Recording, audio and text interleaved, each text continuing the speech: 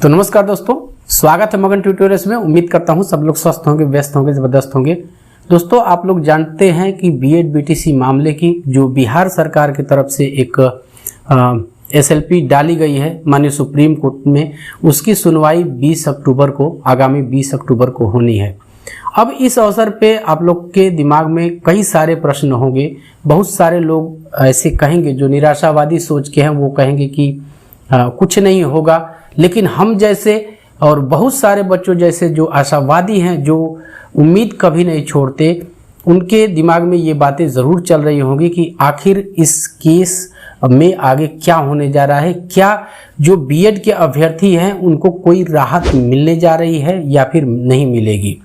क्योंकि आप लोग ये जानते हैं कि अनिरुद्ध बोस हेडेड बेंच में ही ये मामला गया है। हालांकि पहले कुछ इस तरह की खबरें चली थी कि शायद चीफ जस्टिस ऑफ इंडिया यानी मुख्य न्यायाधीश जो भारत सरकार के हैं, उनके पास जाए और शायद उनकी बेंच में हो। लेकिन ऐसा नहीं लगता कि 20 अक्टूबर को जो सुनवाई होने वाली है वो माननीय मुख्य न्यायाधीश जी की बेंच में हो। लेकिन फिर भी कई सारी चीज़ें ऐसी हैं, आप लोग जानते हैं कि बिहार सरकार की तरफ से, और बिहार सरकार इस मैटर पे हम कहें कि वो साधुवाद की पात्र है, बधाई की पात्र है।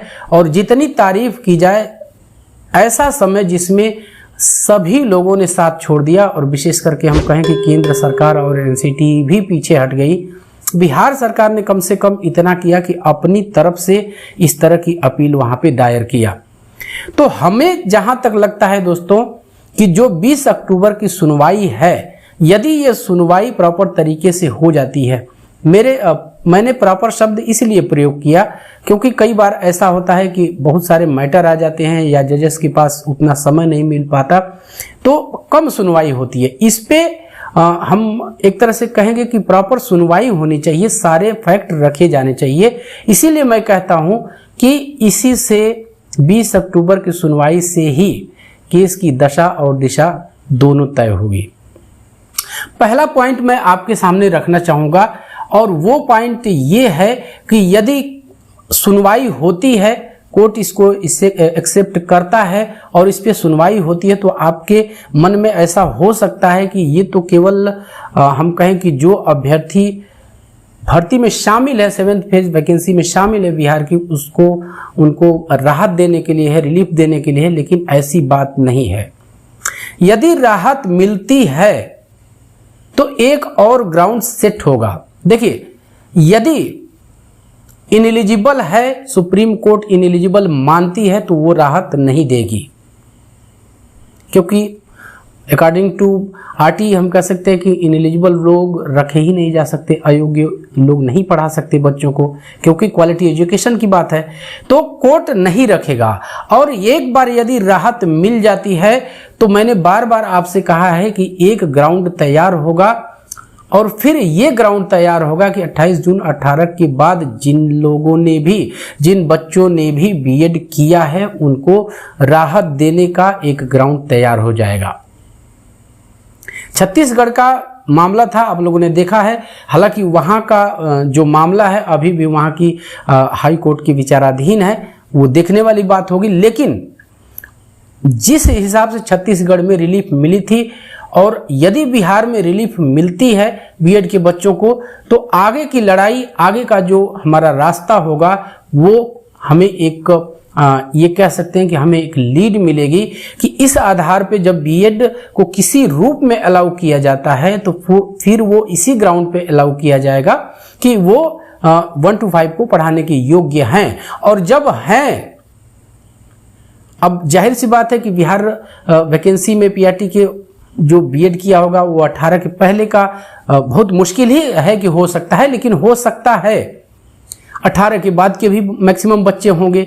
तो जब सबको राहत मिल रही है, तो ये ग्राउंड तैयार होगा कि इसी आधार पे जिन्होंने पहले का किया है 18 से, उनके लिए तो थोड़ी समस्या हो सकती है, लेकिन जिन्होंने एनसीटी की अधिसूचना के बाद यानी 18 के बाद बीएड किया है, उनके लिए लड़ाई की जमीन तैयार हो जाएगी। और इस आधार पे वो रिलीफ मांग सकते हैं कि जब उन्हें आपने दिया है तो हमें भी दीजिए, एक ही चांस दीजिए, 2 ही चांस दीजिए, लेकिन हमें चांस आप दीजिए। तो ये बात समझे आप लोग।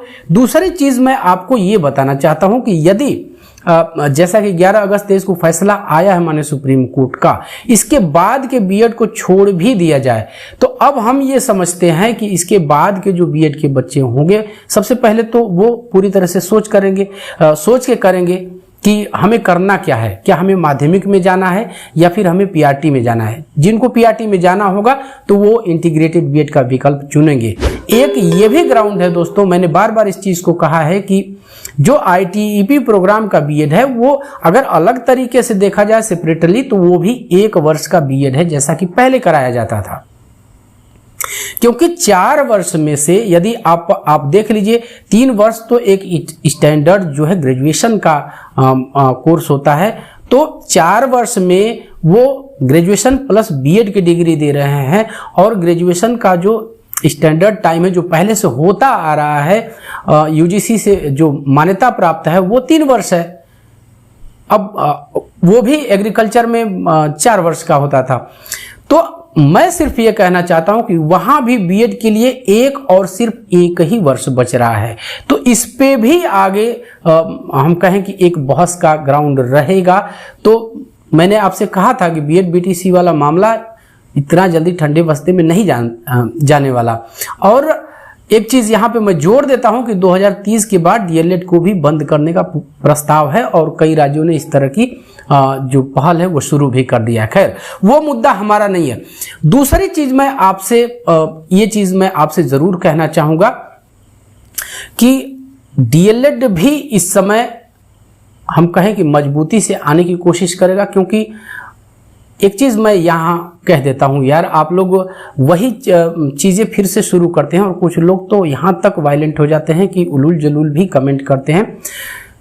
देखिए, मेरी किसी से दुश्मनी नहीं है, ना ही बीएड के बच्चों से। आज भी ऑफलाइन जब हम मिलते हैं, ये एक ऑनलाइन प्लेटफॉर्म है, इस पे आप लोग जो भी विचार रखते हो मेरे संबंध में, लेकिन ऑफलाइन प्लेटफॉर्म में अब भी ऐसे बच्चे हैं जो उसी भाव से मिलते हैं और उसी शालीनता से पेश आते हैं, उसी सम्मान से पेश आते हैं। मेरी बात को आप लोग समझने की कोशिश कीजिए। बीएड और डीएलएड में से कोई ऐसा नहीं है कि मैं किसी एक का पक्ष ले रहा हूं, किसी से मुझे जेलसी है, ऐसा कुछ नहीं है।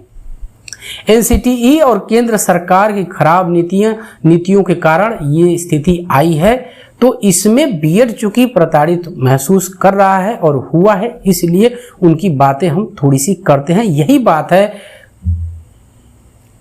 वरना आप लोग से हमें कोई इस तरह का द्वेष और ये नहीं है। हमें आपकी भी उतनी ही चिंता है जितनी हम बीएड की करते हैं। चलिए, तो एक चीज मैंने आपको बता दिया कि डीएलएड भी मजबूती के साथ उतरने जा रहा है और ऐसी खबरें हैं, हालांकि मैं पुष्टि नहीं करता, कि शायद कपिल सिब्बल को वो लोग उतारने की तैयारी में है। कपिल सिब्बल उधर से बहस कर सकते हैं। और जब बीएड बीटीसी वाला मामला पूरे अपने पीक पे था, तो मैंने आपको बताया था जब कपिल सिब्बल की बहस हुई थी और उन्होंने एक ही की पॉइंट ढूंढ के निकाला था कि जब एनसीटीई की गाइडलाइन में आरटीई एक्ट में ऐसा है कि जब डीएलएड की पर्याप्त संख्या नहीं होगी तो ही बीएड के अभ्यर्थियों की नियुक्ति पे विचार किया जाएगा। उन्होंने इसी चीज को इस्टेब्लिश किया और जिस हिसाब से जजेस का रिएक्शन था, मैंने आपको वीडियो में बताया भी है उस चीज का कि ऐसा लग रहा था कि कहीं न कहीं 2% फैसला शायद डीएलएड के हक में चला जाए। हम तो यही मान के चल रहे थे, सही बता रहे हैं आपसे।